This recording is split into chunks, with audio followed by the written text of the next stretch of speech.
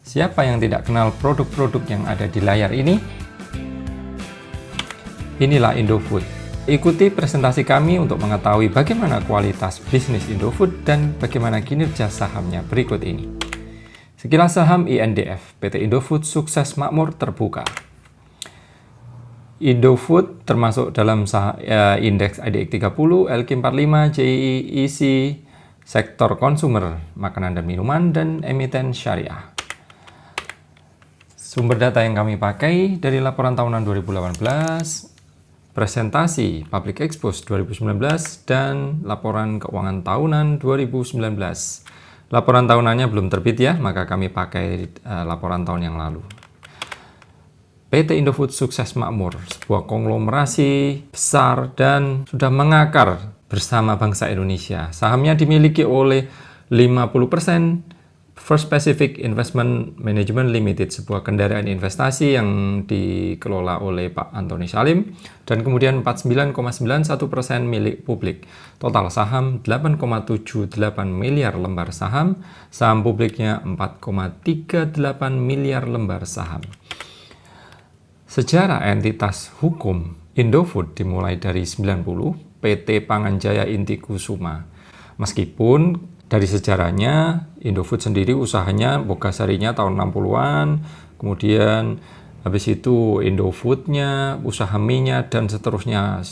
Setelah 90, PT-nya Panganjaya kemudian ganti nama menjadi PT Indofood Sukses Makmur, dan kemudian IPO di tahun yang sama. Kemudian 95 Bogasari diintegrasikan. Bogasari sendiri saat ini masih perusahaan private ya, mengelola pengolahan dan penggilingan tepung, impor dan penggilingan tepung. Kalau dulu sempat menikmati masa-masa keemasan di era Orde Baru, sekarang Bogasari sendiri masih menjadi pemain besar di industri tepung, tapi mereka juga punya pesaing ya. Oke. Kemudian kita lanjutkan 97, akuisisi beberapa grup agribisnis dan perkebunan. 2007 akuisisi London Sumatera, grup perkebunan. 2010 listing anak usaha divisi grup Consumer Based Product atau ICBP. ICBP awalnya adalah yang usaha di grup Indofood yang memproduksi produk-produk mie menjadi sebuah perusahaan sendiri dan didaftarkan di Bursa Efek sejak 2010. Nah, kalau dari awal, dari IPO 94 hingga 2010, kinerja Indofood total termasuk mie. Kalau sekarang, karena ada tambahan akuisisi beberapa konsolidasi bisnis-bisnis yang lain, dari agribisnis, dari perkebunan, dari usaha-usaha yang lain seperti SIMP ya, ke Indofood, maka kinerja Indofood jadi karena holding, kinerjanya jadi rata-rata grup ini. Sementara itu di sisi lain ICBP hanya mewadahi bisnis konsumer, dan Anda tahu sendiri bisnis mie ini sangat kuat sekali di Indonesia. Oke, kita lanjut. Anda ketahui di kanan adalah daftar merek yang dikelola Indofood. Di bar yang berbaris biru itu adalah ICBP, yang lainnya Bogasari dan produk minyak atau dari kelapa sawit. Nah, segmen penjualannya seperti ini. CBP, ICBP terbesar. Ya, 48,69%, sisanya adalah yang lain. Nah, seperti tadi saya bilang, karena ini adalah holding, maka kinerja Indofood rata-rata. Dan bagaimana efeknya rata-rata sementara itu konsumer CBP-nya sudah dipisah? Nanti kita akan lihat, kita akan pelajari di berikut ini. Oke.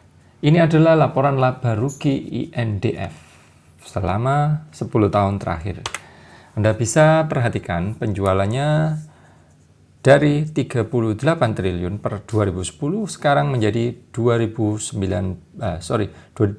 pada 2019 76,5 triliun atau perolehan KGR 7,15%. Sementara itu beban pokok dari min 25,9 triliun sekarang naik min 53,877 triliun atau kenaikan KGR 7,59%. Nah, ini sebenarnya kinerja yang menarik ya. Kenaikan beban pokoknya tidak terlalu drastis dibanding kenaikan penjualan. Oke, next. Laba kotornya yang dilaporkan perusahaan 12,4 triliun pada 2010 dan terakhir 2019 yang lalu 22,7 triliun. Sementara itu laba usaha 6,7 triliun, 9,8 triliun. Nah, ini kritisnya.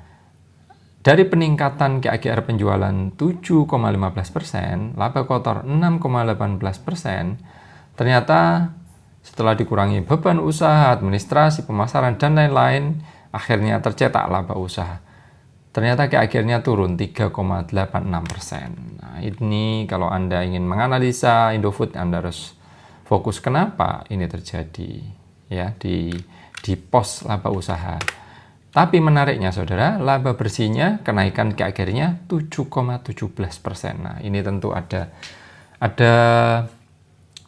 pos-pos di antara laba usaha, kemudian pajak, laba sebelum pajak dan komprehensif lainnya yang bisa meningkatkan KAGR laba bersih sehingga sangat menarik, masih menarik 7,17% setara dengan penjualannya.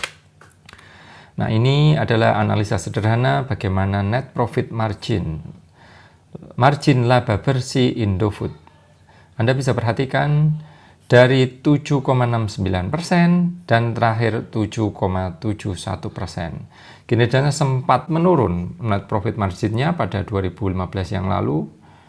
Nah, itu juga bisa Anda pelajari lebih lanjut di data keuangan pada tahun tersebut. Kenapa hal itu terjadi?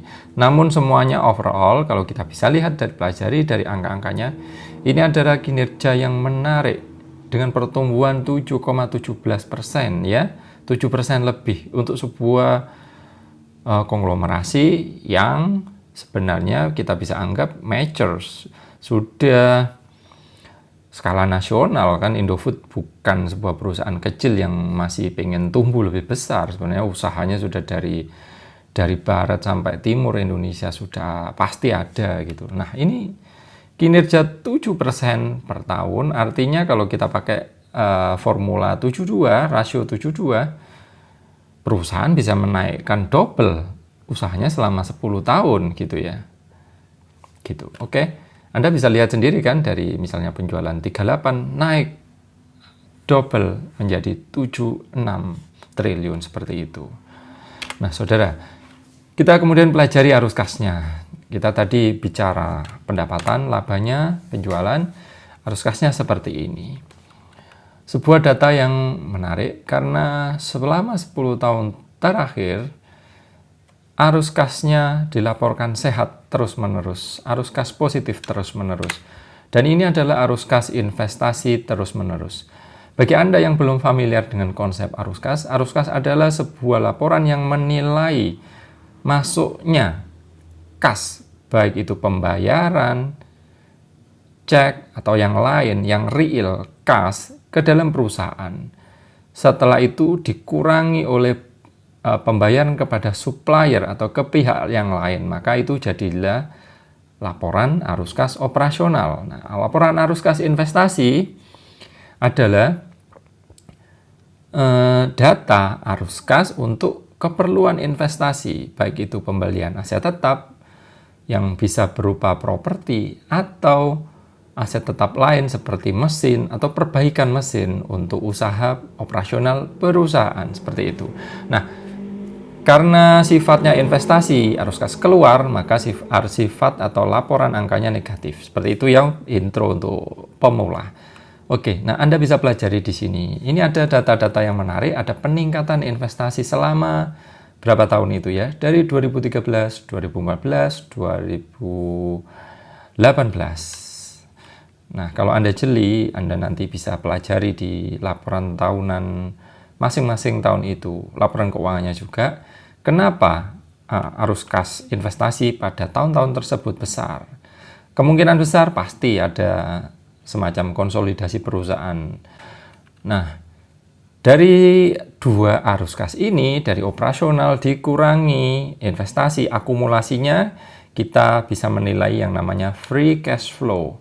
Free cash flow jika positif berarti perusahaan mempunyai sisa arus kas bebas, seperti itu. Maka namanya dinamakan arus kas free cash flow. Nah, saudara, titik kritisnya free cash flow adalah mempelajari kenapa ada arus kas bebas negatif. Nah, di Indofood terjadi arus kas bebas negatif selama 4 tahun itu, yang kami sudah beri tanda merah. Nah, Anda bisa lihat ya, ternyata memang selisih dari operasional dikurangi investasi, jadinya negatif. Negatif untuk apa? Nah, itu pelajari. Namun kalau saya simpulkan ya dari arus kas bebas, misalnya 2010, 2011, 2012, ada jumlah saja, kan sederhananya seperti itu. Nah, ada arus kas positif 8,2 triliun, kemudian ada investasi atau free cash flow, entah untuk investasi atau untuk apa, min 7,4. Jadinya sebenarnya beban perusahaan nggak besar-besar amat. Nah, kemudian 2014 masih minus. Nah, tentu kalau minus, sementara free cash flow-nya nggak ada, kan harus injeksi dari entah bunga, entah utang bank, atau injeksi kapital jika ada. Namun nanti Anda pelajari, Indofood tidak pernah injeksi kapital baru, jadi mayoritas dari debt ya. Nah, tapi kemudian 2016 free cash flow-nya positif besar sekali, 2017 positif, 2018 minus lumayan besar, kemudian 2019 besar sekali. Sebenarnya kalau kita lihat secara sekilas, perusahaan ini sebenarnya cukup sehat ya arus kasnya. Oke, kemudian pendanaan seperti itu. Pendanaan konsepnya adalah arus kas yang mengamati keluar masuknya keluar masuknya kapitalisasi perusahaan, baik hutang bank atau pembayaran hutang bank atau masuknya permodalan. Karena tadi saya sudah cerita bahwa Indofood tidak ada aksi korporasi injeksi kapital, mayoritas semuanya adalah berarti yang berhubungan dengan bank, hutang bank atau pembayaran bunga bank, seperti itu. Nah, ini ada beberapa sifat pendanaan yang positif, artinya ada injeksi kapital masuk ke dalam perusahaan. Oke. Cukup ya, saya kira penjelasan arus kas Indofood ya, tadi semoga bisa dipahami dan bermanfaat. Oke, neraca Indofood terakhir Desember 2019 seperti ini. Aset seperti itu, liabilitas 41 triliun, ekuitas 54,2 triliun. Nah, Anda perhatikan, modal disetor perusahaan ini sejak 1990 dan ada modal tambahan, modal saham, itu totalnya hanya 1,1 triliun. Dari modal 1,1 triliun, perusahaan sekarang nilai bukunya saja sudah 54,2 triliun. Fenomenal sekali perusahaan ini ya. Meskipun tentu ada catatan ya, liabilitasnya lumayan besar seperti itu. Nah, tetapi Anda perlu pahami, konsep liabilitas adalah sesuatu yang liable, yang dimiliki haknya oleh orang lain. Oleh orang lain itu siapa? Bisa dari bank atau dari supplier atau vendor, seperti itu. Itu adalah konsep liabilitas. Oke, next. Sekarang kita pelajari dulu kinerja saham INDF. Ini adalah data dari Yahoo Finance, kreditnya Yahoo ya, chartnya dimulai dari 2001. Anda perhatikan, jika ada investor memiliki saham Indofood sejak 2001, artinya di kisaran 1000, dan di harga sekarang berarti investasinya sudah naik 7 kali lipat. Nah, tapi kita di sini kita pantau hanya 10 tahun saja ya, mohon maaf, biar nggak terlalu panjang lah. 10 tahun pun saya kira investor sudah menganggap terlalu panjang ya. Oke, ada disclaimer peringatan, kinerja masa lalu tidak mencerminkan kinerja masa depan. Jadi ini bukan ramalan ya, saya tidak berusaha menebak arah saham Indofood naik turunnya, tidak seperti itu. Oke, kalau kita pantau selama 10 tahun, saham Indofood naik 64,71% dibanding kondisi sekitar 22 April ya, 2010, 64,71%. Uang 100 juta menjadi 164,7 juta. Nah, perlu diperhatikan selama 10 tahun terakhir ada dividen. Nah, kodenya DDDD itu di Yahoo Finance. Totalnya selama 10 tahun akumulasinya 1.824. Lumayan royal ya kepada investor. Nah, ini juga menarik. Indofood kan punya anak usaha ICBP. Dividen dari ICBP naik diambil Indofood. Dari Indofood dibagikan lagi ke pemegang sahamnya. Jadi bisa dibayangkan sebenarnya itu double dividen. Namun di sisi lain kita kritisi sebagai hak investor, sebenarnya double dividen itu merugikan investor ya, karena pajaknya dua kali, pajak dividen 10% seperti itu ya. Dengan dividen 1.824 per saham akumulasi 10 tahun, uang 100 juta investor menjadi 212,39 juta atau kenaikan 112,4% atau naik 2 kali lipat ya. Sebenarnya kinerja 2 kali lipat tidak terlalu fenomenal ya. Ada beberapa saham yang lain yang bisa naik 3 kali lipat, 5 kali lipat seperti itu. Tapi at least ya cukup baik sih sebenarnya. Apalagi kita ingat kinerja sekarang ini kan sudah tertekan oleh krisis yang Anda bisa lihat di chart itu ya. Oke, next, rasio dan angka. Harga saham 6.300, lembar saham seperti itu, market cap 55. Perlu diketahui dari data terakhir kas Indofood yang ada di rekening mereka per akhir tahun yang lalu 13,74 triliun. Namun modal kerjanya 6,71 triliun. Aset lancar dikurangi liabilitas lancar adalah modal kerja. Oke. Kemudian laba per saham seperti itu, dividen 171. Ini dividen tahun yang lalu ya. Tahun ini belum ada RUPS dan jadwalnya belum tentatif, apalagi musim ada wabah corona, jadi ya kita nggak tahu. Kemudian 2,7%, ini kalau setara kupon depositonya itu 2,7%. Nah, dividen tahun lalu dibanding laba tahun ini ya. Kalau laba per sahamnya porsinya 36%. Kemudian ekuitas pemilik seperti itu. Terima kasih apresiasinya, jempolnya, like-nya. Saudara, kemudian PE-nya 11,27, ROE 5,1%, ROE 13,0 dan price to book value 1,46 kali. Bacaan lebih lanjut jika Anda tertarik dengan mempelajari Indofood, ada sebuah buku menarik terbitan Kompas, tapi kayaknya sudah tidak diterbitkan lagi ya. Ada banyak cerita menarik tentang Om Lim, sejarah Indofood, dan juga nanti berhubungan dengan beberapa tokoh industri di Indonesia. Banyak sekali di sana. Dari berbagai grup, dari grup sawit, grup bank, grup finance, grup apalagi ya, grup konsumer, dan seterusnya, banyak sekali. Oke, ini adalah sekedar analisa pengembangan sektor consumer good yang menurut saya perlu diketahui, kekuatan keuangan, beban bunga, profitabilitas, pertumbuhan, kemudian evaluasi merek atau MOT atau parit pengaman atau keunggulan kompetitif perusahaan itu juga penting. Mungkin ya Anda bandingkan Indofood dengan grup misalnya grup Wings yang tidak listing di bursa, grup Garuda, grup Mayora, grup apalagi ya, grup makanan, banyak sekali seperti itu. Kemudian evaluasi dibanding sektor, ada efisiensi biaya, potensi masa depan, risiko industri makanan jika ada, kemudian sikap manajemen terhadap shareholders. Nah, kalau Anda baca sejarah Indofood selama beberapa tahun kan mereka dikenal ini ya. Ini usaha yang besar sekali dari hulu sampai hilir yang dikelola oleh grup Salim ini. Nah, kemudian ada beberapa aksi korporasi yang misalnya sering Anda perhatikan, misalnya penggabungan unit Bogasari ke dalam Indofood.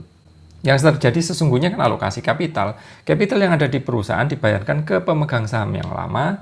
Kalau kita pelajari dari Warren Buffett adalah apakah alokasi kapital itu menambah value ke dalam perusahaan atau justru mengurangi value. Nah, itu adalah tugas Anda untuk menganalisa di sana. Bagaimana sikap manajemen terhadap shareholders itu. Oke, saya rasa cukup demikian sekilas saham kali ini. Semoga bermanfaat. Sampai ketemu di episode berikutnya. Terima kasih.